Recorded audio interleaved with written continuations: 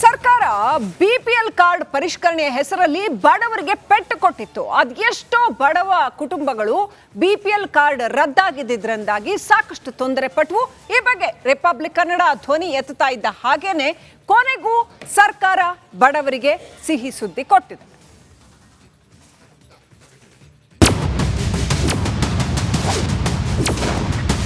ಕಣ್ಣೀರು. Operation BPL ಕಾರ್ಡ್ನಿಂದ ಬಡ ಜನರು ಕಣ್ಣೀರು ಹಾಕ್ತಿದ್ದಾರೆ. ಪಡಿತರ ಕಳೆದುಕೊಂಡು ಪರದಾಡ್ತಿದ್ದಾರೆ. ದಿಕ್ಕು ತೋಚದೆ ಕೂತಿದ್ದಾರೆ. ಹೊಟ್ಟೆಗೆ ಹಿಟ್ಟಿಲ್ಲದೆ ಸರ್ಕಾರಕ್ಕೆ ಹಿಡಿ ಶಾಪ ಹಾಕ್ತಿದ್ದಾರೆ.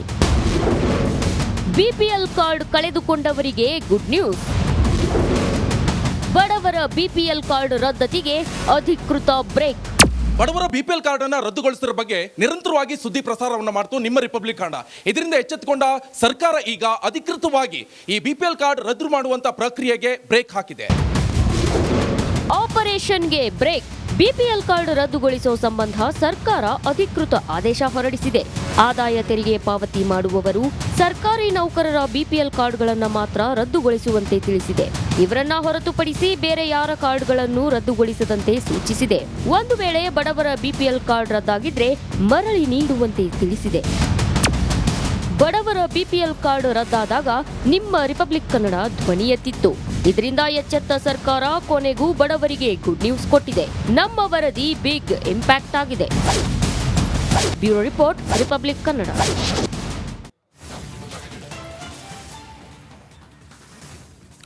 ವೀಕ್ಷಕರೇ, ಸರ್ಕಾರ ಇಷ್ಟೆಲ್ಲ ಎಡವಟ್ಟುಗಳನ್ನ ಮಾಡ್ಕೊಳ್ತಾ ಇದ್ರೂ ಕೂಡ ಸರ್ಕಾರದ ವಿರುದ್ಧ ಸಮರ ಸಾರುವಲ್ಲಿ ಬಿಜೆಪಿ ಕಂಪ್ಲೀಟ್ ಫೇಲ್ ಆಗಿದೆ. ರಾಜ್ಯದಲ್ಲಿ ನೆಲಕ್ಕೆ ಬಿದ್ದ ಮೇಲೂ ಕೂಡ, ಮೀಸೆ ಮಣ್ಣಾದ ಮೇಲೂ ಕೂಡ ಬಿಜೆಪಿಗೆ ಇನ್ನೂ ಬುದ್ಧಿ ಬಂದಿಲ್ಲ. ಬೀದರ್ನ ಹೋರಾಟ ಇದೆಯಲ್ಲ, ಅದು ಇದಕ್ಕೆ, ಈ ಹೇಳಿಕೆಗೆ ಮತ್ತಷ್ಟು ಪುಷ್ಟಿ ನೀಡುವಂತಿದೆ.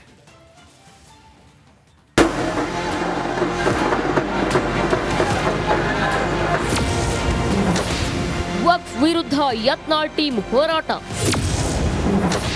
ಸೋಲಿನ ನಂತರವೂ ಬಿಜೆಪಿ ಕಲಿತಿಲ್ವಾ ಪಾಠ?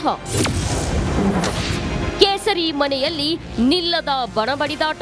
ವಕ್ಫ್ ಬೋರ್ಡ್ ವಿರುದ್ಧ ರಾಜ್ಯಾದ್ಯಂತ ಹೋರಾಟಕ್ಕೆ ಬಿಜೆಪಿ ಹೈಕಮಾಂಡ್ ಟೀಮ್ಗಳನ್ನ ರಚಿಸಿದೆ.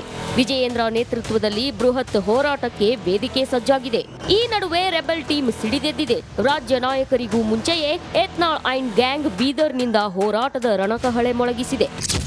ನೋಡಿ, ನಾವು ಜನಪರವಾದಂಥ ಹೋರಾಟ ಮಾಡ್ತಾ ಇದ್ದೀವಿ. ಇದಕ್ಕೆ ಯಾರು ಪರ್ಮಿಷನ್ ಬೇಕಾಗಿಲ್ಲ, ಯಾರ ಟೀಕೆ ಟಿಪ್ಪಣಿ ಮಾಡ್ಲಿಕ್ಕೆ ನಾವು ಬಂದಿಲ್ಲ. ನಾವು ಬಂದಿದ್ದು ನಿಜವಾಗಿ ಜನರಿಗೆ ಏನು ಅನ್ಯಾಯ ಆಗ್ಲಕ್ಕತ್ತದ, ವಾಸ್ತವಿಕವಾಗಿ ಜನರ ಪರಿಸ್ಥಿತಿ ಏನು ಅನ್ನೋದು ಅಧ್ಯಯನಕ್ಕೆ ಬಂದಿದ್ದೀವಿ ಹೊರತು ಯಾರೋ ಮಾತಾಡ್ತಾ ಇರ್ತಾವಕ್ಕೆಲ್ಲ ಉತ್ತರ ಕೊಡಲಿಕ್ಕೆ ನಮ್ಮಲ್ಲಿ ಸಮಯನೂ ಇಲ್ಲ.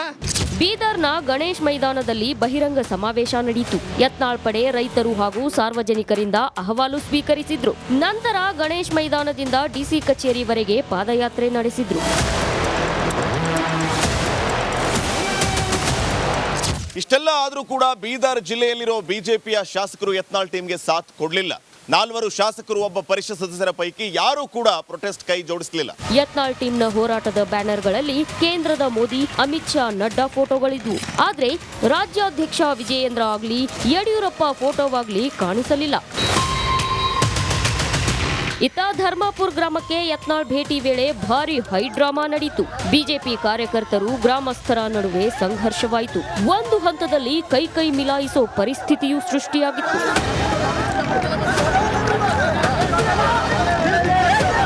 ಒಟ್ನಲ್ಲಿ ರಾಜ್ಯದಲ್ಲಿ ವಿಪಕ್ಷ ಒಂದಿದ್ರು ಅದು ಒಂದಾಗಿಲ್ಲ ಅನ್ನೋದು ಮತ್ತೆ ಪ್ರೂವ್ ಆಗ್ತಿದೆ.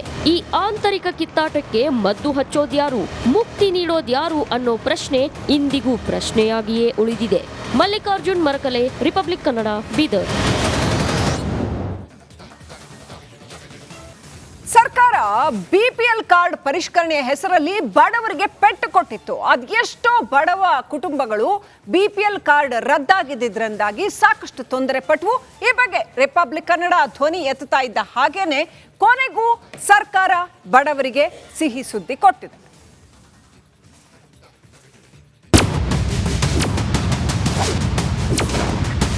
ಕಣ್ಣೀರು. ಆಪರೇಷನ್ ಬಿಪಿಎಲ್ ಕಾರ್ಡ್ನಿಂದ ಬಡ ಜನರು ಕಣ್ಣೀರು ಹಾಕ್ತಿದ್ದಾರೆ. ಪಡಿತರ ಕಳೆದುಕೊಂಡು ಪರದಾಡ್ತಿದ್ದಾರೆ. ದಿಕ್ಕು ತೋಚದೆ ಕೂತಿದ್ದಾರೆ. ಹೊಟ್ಟೆಗೆ ಹಿಟ್ಟಿಲ್ಲದೆ ಸರ್ಕಾರಕ್ಕೆ ಹಿಡಿ ಶಾಪ ಹಾಕ್ತಿದ್ದಾರೆ. ಬಿಪಿಎಲ್ ಕಾರ್ಡ್ ಕಳೆದುಕೊಂಡವರಿಗೆ ಗುಡ್ ನ್ಯೂಸ್. ಬಡವರ ಬಿಪಿಎಲ್ ಕಾರ್ಡ್ ರದ್ದತಿಗೆ ಅಧಿಕೃತ ಬ್ರೇಕ್.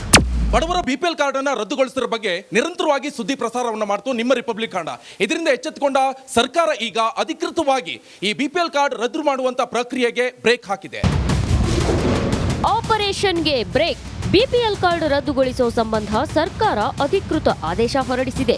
ಆದಾಯ ತೆರಿಗೆ ಪಾವತಿ ಮಾಡುವವರು ಸರ್ಕಾರಿ ನೌಕರರ ಬಿಪಿಎಲ್ ಕಾರ್ಡ್ಗಳನ್ನು ಮಾತ್ರ ರದ್ದುಗೊಳಿಸುವಂತೆ ತಿಳಿಸಿದೆ. ಇವರನ್ನ ಹೊರತುಪಡಿಸಿ ಬೇರೆ ಯಾರ ಕಾರ್ಡ್ಗಳನ್ನು ರದ್ದುಗೊಳಿಸದಂತೆ ಸೂಚಿಸಿದೆ. ಒಂದು ವೇಳೆ ಬಡವರ ಬಿಪಿಎಲ್ ಕಾರ್ಡ್ ರದ್ದಾಗಿದ್ರೆ ಮರಳಿ ನೀಡುವಂತೆ ತಿಳಿಸಿದೆ. ಬಡವರ ಬಿಪಿಎಲ್ ಕಾರ್ಡ್ ರದ್ದಾದಾಗ ನಿಮ್ಮ ರಿಪಬ್ಲಿಕ್ ಕನ್ನಡ ಧ್ವನಿ ಎತ್ತಿತ್ತು.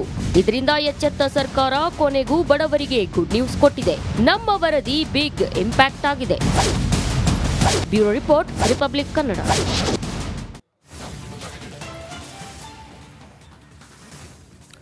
ವೀಕ್ಷಕರೇ, ಸರ್ಕಾರ ಇಷ್ಟೆಲ್ಲ ಎಡವಟ್ಟುಗಳನ್ನ ಮಾಡ್ಕೊಳ್ತಾ ಇದ್ರೂ ಕೂಡ ಸರ್ಕಾರದ ವಿರುದ್ಧ ಸಮರ ಸಾರುವಲ್ಲಿ ಬಿಜೆಪಿ ಕಂಪ್ಲೀಟ್ ಫೇಲ್ ಆಗಿದೆ. ರಾಜ್ಯದಲ್ಲಿ ನೆಲಕ್ಕೆ ಬಿದ್ದ ಮೇಲೂ ಕೂಡ, ಮೀಸೆ ಮಣ್ಣಾದ ಮೇಲೂ ಕೂಡ ಬಿಜೆಪಿಗೆ ಇನ್ನೂ ಬುದ್ಧಿ ಬಂದಿಲ್ಲ.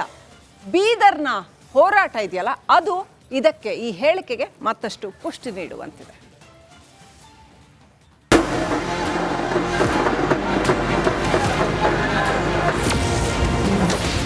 ವಕ್ಫ್ ವಿರುದ್ಧ ಯತ್ನಾಳ್ ಟೀಮ್ ಹೋರಾಟ. ಸೋಲಿನ ನಂತರವೂ ಬಿಜೆಪಿ ಕಲಿತಿಲ್ವಾ ಪಾಠ? ಕೇಸರಿ ಮನೆಯಲ್ಲಿ ನಿಲ್ಲದ ಬಣಬಡಿದಾಟ. ವಕ್ಫ್ ಬೋರ್ಡ್ ವಿರುದ್ಧ ರಾಜ್ಯಾದ್ಯಂತ ಹೋರಾಟಕ್ಕೆ ಬಿಜೆಪಿ ಹೈಕಮಾಂಡ್ ಟೀಮ್ಗಳನ್ನ ರಚಿಸಿದೆ. ವಿಜಯೇಂದ್ರ ನೇತೃತ್ವದಲ್ಲಿ ಬೃಹತ್ ಹೋರಾಟಕ್ಕೆ ವೇದಿಕೆ ಸಜ್ಜಾಗಿದೆ. ಈ ನಡುವೆ ರೆಬೆಲ್ ಟೀಮ್ ಸಿಡಿದೆದ್ದಿದೆ. ರಾಜ್ಯ ನಾಯಕರಿಗೂ ಮುಂಚೆಯೇ ಯತ್ನಾಳ್ ಅಂಡ್ ಗ್ಯಾಂಗ್ ಬೀದರ್ನಿಂದ ಹೋರಾಟದ ರಣಕಹಳೆ ಮೊಳಗಿಸಿದೆ. ನೋಡಿ, ನಾವು ಜನಪರವಾದಂಥ ಹೋರಾಟ ಮಾಡ್ತಾ ಇದ್ದೀವಿ. ಇದಕ್ಕೆ ಯಾರು ಪರ್ಮಿಷನು ಬೇಕಾಗಿಲ್ಲ, ಯಾರ ಟೀಕೆ ಟಿಪ್ಪಣಿ ಮಾಡ್ಲಿಕ್ಕೆ ನಾವು ಬಂದಿಲ್ಲ. ನಾವು ಬಂದಿದ್ದು ನಿಜವಾಗಿ ಜನರಿಗೆ ಏನು ಅನ್ಯಾಯ ಆಗ್ಲಕ್ಕತ್ತದ, ವಾಸ್ತವಿಕವಾಗಿ ಜನರ ಪರಿಸ್ಥಿತಿ ಏನು ಅನ್ನೋದು ಅಧ್ಯಯನಕ್ಕೆ ಬಂದಿದ್ದೀವಿ ಹೊರತು ಯಾರೋ ಮಾತಾಡ್ತಾ ಇರ್ತಾವಕ್ಕೆಲ್ಲ ಉತ್ತರ ಕೊಡಲಿಕ್ಕೆ ನಮ್ಮಲ್ಲಿ ಸಮಯನೂ ಇಲ್ಲ. ಬೀದರ್ನ ಗಣೇಶ್ ಮೈದಾನದಲ್ಲಿ ಬಹಿರಂಗ ಸಮಾವೇಶ ನಡೆಯಿತು. ಯತ್ನಾಳ್ ಪಡೆ ರೈತರು ಹಾಗೂ ಸಾರ್ವಜನಿಕರಿಂದ ಅಹವಾಲು ಸ್ವೀಕರಿಸಿದ್ರು. ನಂತರ ಗಣೇಶ್ ಮೈದಾನದಿಂದ ಡಿಸಿ ಕಚೇರಿವರೆಗೆ ಪಾದಯಾತ್ರೆ ನಡೆಸಿದ್ರು. ಇಷ್ಟೆಲ್ಲ ಆದರೂ ಕೂಡ ಬೀದರ್ ಜಿಲ್ಲೆಯಲ್ಲಿರೋ ಬಿಜೆಪಿಯ ಶಾಸಕರು ಯತ್ನಾಳ್ ಟೀಮ್ಗೆ ಸಾಥ್ ಕೊಡಲಿಲ್ಲ. 4 ಶಾಸಕರು ಒಬ್ಬ ಪರಿಷತ್ ಸದಸ್ಯರ ಪೈಕಿ ಯಾರೂ ಕೂಡ ಪ್ರೊಟೆಸ್ಟ್ ಕೈ ಜೋಡಿಸಲಿಲ್ಲ. ಯತ್ನಾಳ್ ಟೀಮ್ನ ಹೋರಾಟದ ಬ್ಯಾನರ್ಗಳಲ್ಲಿ ಕೇಂದ್ರದ ಮೋದಿ, ಅಮಿತ್ ಶಾ, ನಡ್ಡಾ ಫೋಟೋಗಳಿದ್ವು. ಆದ್ರೆ ರಾಜ್ಯಾಧ್ಯಕ್ಷ ವಿಜಯೇಂದ್ರ ಆಗ್ಲಿ, ಯಡಿಯೂರಪ್ಪ ಫೋಟೋವಾಗ್ಲಿ ಕಾಣಿಸಲಿಲ್ಲ. ಇತ್ತ ಧರ್ಮಾಪುರ್ ಗ್ರಾಮಕ್ಕೆ ಯತ್ನಾಳ್ ಭೇಟಿ ವೇಳೆ ಭಾರಿ ಹೈಡ್ರಾಮಾ ನಡೆಯಿತು. ಬಿಜೆಪಿ ಕಾರ್ಯಕರ್ತರು, ಗ್ರಾಮಸ್ಥರ ನಡುವೆ ಸಂಘರ್ಷವಾಯಿತು.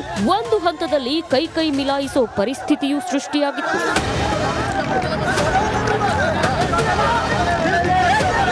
ಒಟ್ನಲ್ಲಿ ರಾಜ್ಯದಲ್ಲಿ ವಿಪಕ್ಷ ಒಂದಿದ್ರೂ ಅದು ಒಂದಾಗಿಲ್ಲ ಅನ್ನೋದು ಮತ್ತೆ ಪ್ರೂವ್ ಆಗ್ತಿದೆ.